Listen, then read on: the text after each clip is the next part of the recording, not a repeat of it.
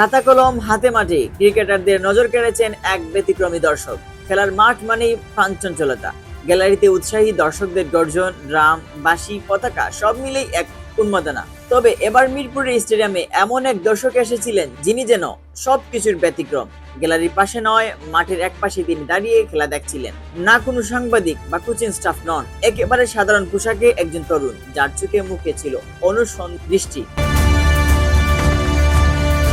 প্রথমে কেউ বুঝতে পারেননি কেন তিনি এভাবে খেলা দেখছেন। পরে দেখা গেল প্রতিটি খেলোয়াড়দের প্রতিটি বল, প্রতিটি শট, এমনকি ফিল্ডিং এর অবস্থান পর্যন্ত পর্যবেক্ষণ করছেন এবং তাৎক্ষণিকভাবে লিখে নিচ্ছেন নিজের খাতায়। দেখে মনে হচ্ছিল যেন নিজস্ব বিশ্লেষণ করছেন বা খেলার খুঁটিনাটি ধরে রাখছেন ভবিষ্যতের জন্য।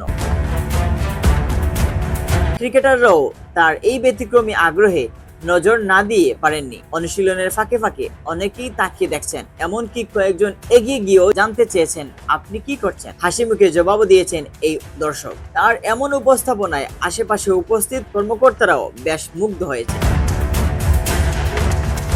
এই ধরনের দৃশ্য বিরল হলেও মনে করিয়ে দেয় ক্রিকেট শুধু মাঠের খেলা নয়, এটি একটি আবেগ, একটি পর্যবেক্ষণ, কখনো গবেষণার বিষয় হতে পারে। আর এখন এক অন্যান্য দর্শক ক্রিকেটারদের মনে ছুঁয়ে দিয়েছেন ভিন্নভাবে।